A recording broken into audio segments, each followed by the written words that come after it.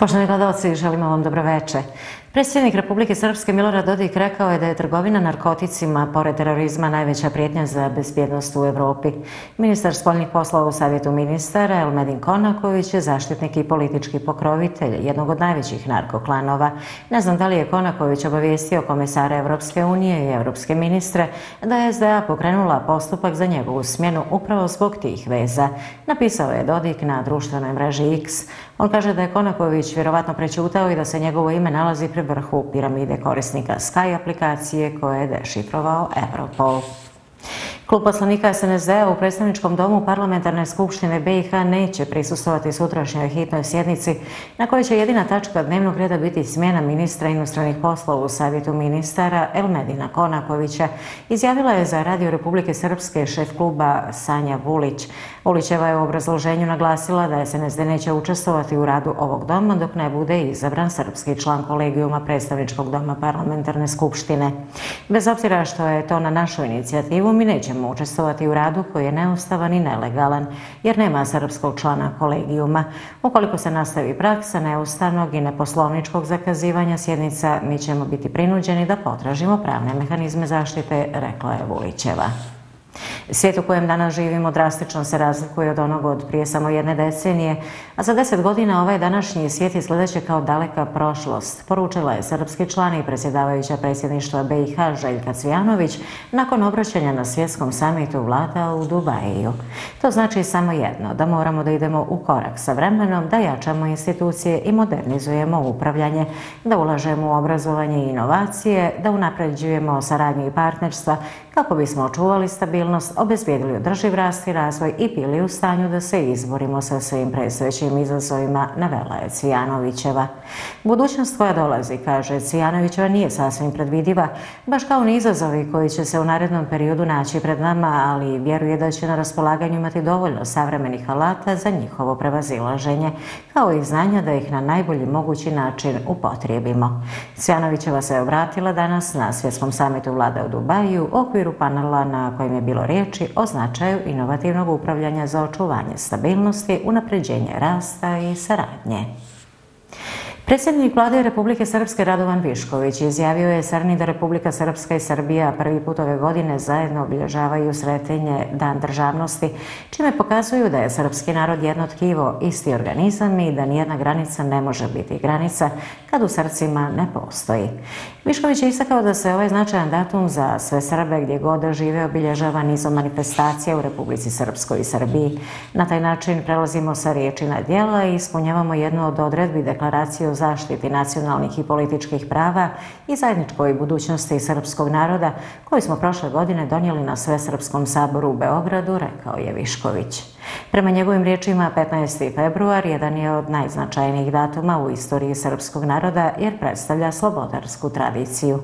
Vrlo je važno što obilježavamo ovaj dan jer na taj način pokazujemo jedinstvo i sabornost i da nas Drino spaja, ne razdvaja.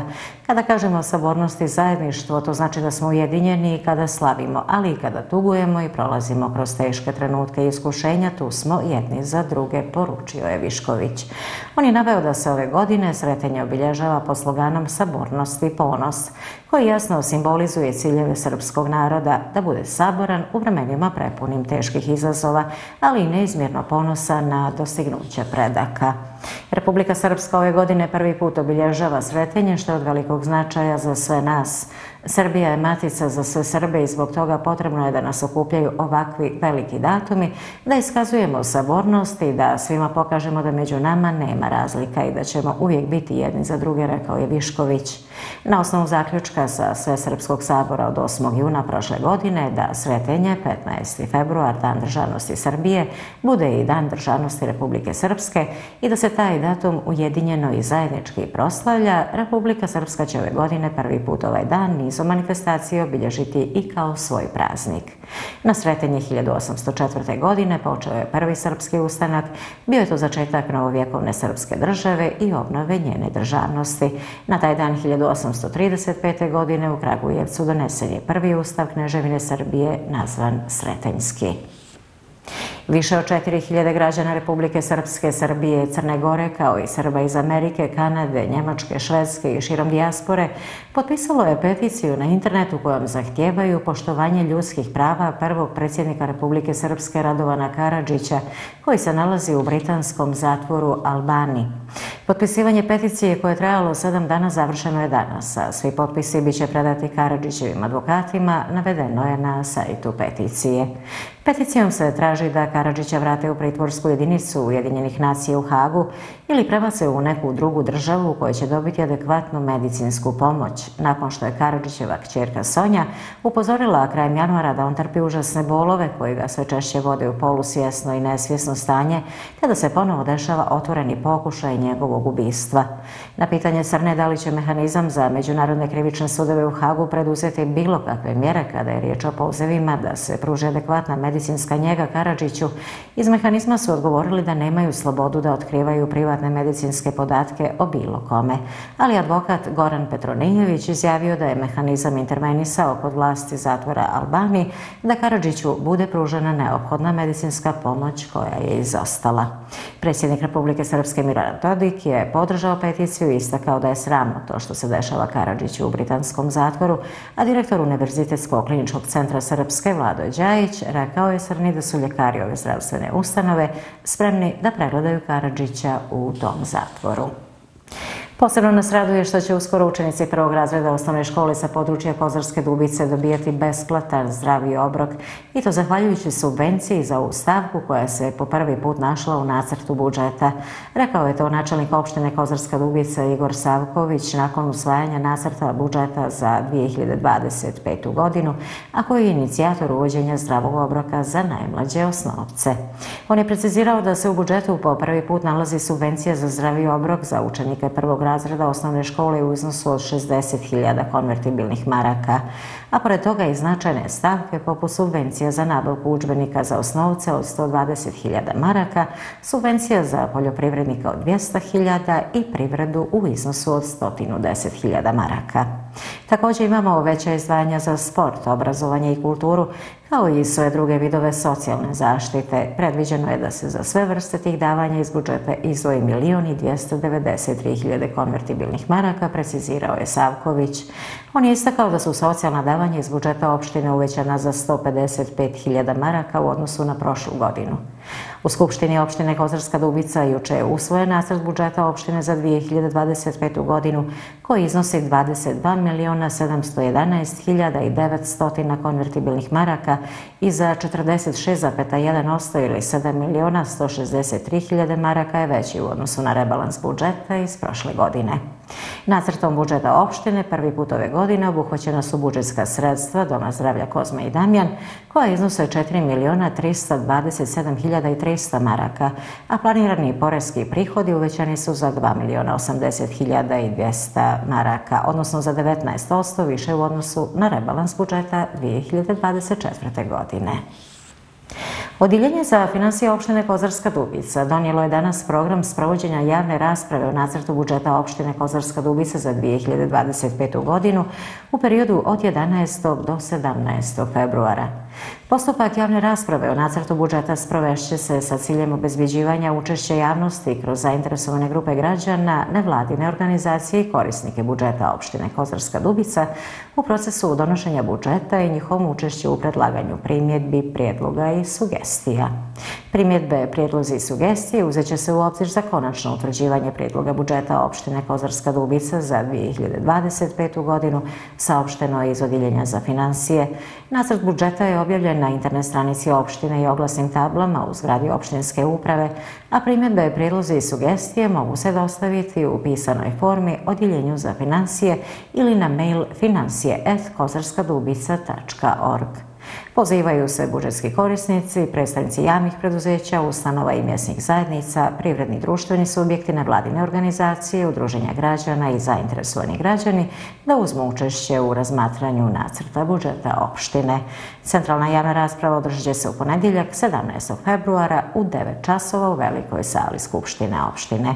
Nacrt budžeta opštine Kozarska Dubica za 2025. godinu usvojen je juče na 3. redovnoj sjednici Skupštine opštine, a ukupno Ukupna budžetska sredstva planirana su u iznosu od 22.711.900 maraka.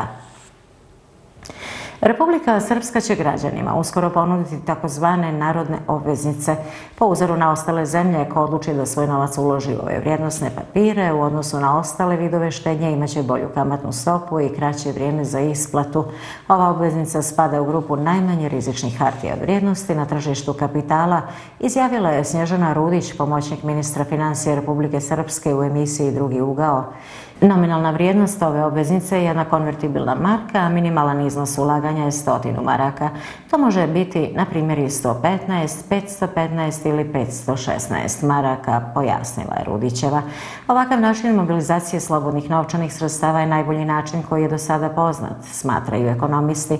Kada se za taj novac kupe narodne obveznice, to ima pozitivne efekte. Ukupno raste nacionalna ekonomija zbog stavljanja tog novca u funkciju. On ima i višestruk efekat kroz investicije, jer kad građanin kupi, to je investicija. Građani će to uraditi zbog prinosa kojeg obveznica donosi i kroz dalju upotrebu tog novca efekat se povećava, pojasnio je dekan Ekonomskog fakulteta u Banja Luci Milenko Krajišnik. Ekonomista Bojan Lučić naglasio je da ne postoji loš efekat ovog instrumenta. Sa jedne strane država dolazi do sredstava, a sa druge strane imamo stanovništvo koje će da ostvari određene prinose po osnovu kamatne stope. Najbitnije je da odnos bude jasan i transparentan, naveo je Lučić. Ministar prosvjete i kulture Republike Srpske Željka Stojičić izjavila je da je budžet resornog ministarstva za ovu godinu veći za 15 miliona konvertibilnih maraka, te da će prioritet u radu biti podizanje nivoa bezbjednosti u obrazovnim ustanovama. Prema njenim riječima, ministarstvo je veoma posvećeno da se bezbjednost u školama i kompletnom obrazovnom sistemu podigne na što viši nivo i u skladu s tim ciljem u toku je primjena mjere da se u svim školama obične brave zamijene sigurnosnim. Cilj nam je da niko ne ometa rad vaspitno-obrazovnih ustanova, jer svaki nenajavljeni ulazak u školu može narušiti obrazovni proces, rekla je Stojičićeva. Ona je napomenula da je to posebno značajno uraditi u školama u manjim lokalnim zajednicama, kao i u područnim školama koje su blizu magistralnog puta. Da bi se obezbjedili što stabilniji i sigurniji uslovi za rad u školama, doneseno je niz akata na osnovu kojih se djeluje. Program mjera za bezbjednost i sprečavanje nasilja u školama je nešto što stvara pretpostavke da se ono ne desi, rekla je Stojičićeva. Ona je izrazila zadovoljstvo što je taj program donesen odmah nakon nemilog događaja u Beogradskoj osnovnoj školi Ribnika 2023. godine. Od tada smo prema vladi Republike Srpske imali 3 izvještaja, a posljednji, koji smo donijeli krajem prošle godine, ukazuje na potrebu da bezbjednost prilaska školi i ulaska u objekat mora biti podignuta na viši nivo. Napomenula je Stojičićeva i dodala da su u školama sprovedene konkretne mjere. Regulatorna agencija za komunikacije BiH pozvala je škole, korisnike dozvola za obavljanje djelatnosti davalaca pristupa internetu kao i medije da dodatno promovišu materijale o online bezbjednosti da bi internet bio bezbjednije mjesto za sve. Povodom 11. februara, dana bezbjednijeg interneta, Rakije je saopštila da kroz projekte i edukativne materijale doprinosi podizanju svijesti javnosti o bezbjednosti na internetu. Regulatorna agencija za komunikacije navodi da je u okviru projekta Webobran kreirala brojne edukativne materijale, brošure i letke, te edukativne spotove za djecu i odrasle koji brinu o različitim aspektima online bezbjednosti. Navedeni materijali dostupni su na tematskoj stranici agencije posvećenoj medijskoj i informacijskoj pismenosti kao i pratećim nalozima na društvenim mrežama. Dan bezbjednijeg interneta ima međunarodni karakter i na inicijativu Europske komisije globalno se obilježava od 2004. godine. Ovaj dan je i podsjetnik na odgovornost odraslih u obrazovanju i zaštiti djece od potencijalnih opasnosti koje internet nosi, a ove godine se obilježava po sloganom Zajedno za bolji internet. Udruženje pčelara opštine Kozarska Dubica po drugi put obilježit će svoju krsnu slavu u Sretenje Gospodnje. Slavsko okupljanje bit će upriličeno u subotu 15. februara sa početkom u 14 časova u restoranu Twins na Parnicama, a pčelari će ga iskoristiti za druženje u opuštenoj atmosferi pa i za hvalisanje znanjem, izvrcanim medom, brojem košnica.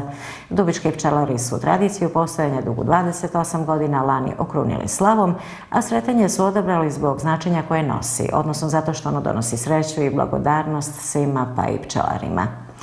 Udruženje pčelara u Kozarskoj Dubici postoji od 1996. godine, a sada okuplja 64 pčelara sa više od 6000 košnica.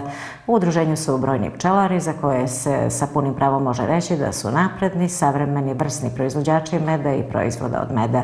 Na ruku im idu i bogom dani prirodni uslovi zbog kojih pčelarstvo kod nas ima perspektivu razvoja, ali i kao mnoge druge oblasti u agraru i velike probleme. Naši pčelari se susreću sa problemom krivotvorenog meda, klimatskih promjena, ali i sa činjenicom da je sve manje pčela i pčelara, pa će se i o tome razgovarati na slavskom druženju. Slijede dvije servisne informacije. Tokom jučerašnjeg dana i prošle noći u hitnoj službi Doma zdravlja pomoć je zatražilo 39 lica. Danas je u našem gradu temperatura vazduha iznosila 6 stepeni Celzijusa, relativna vlažnost 60%.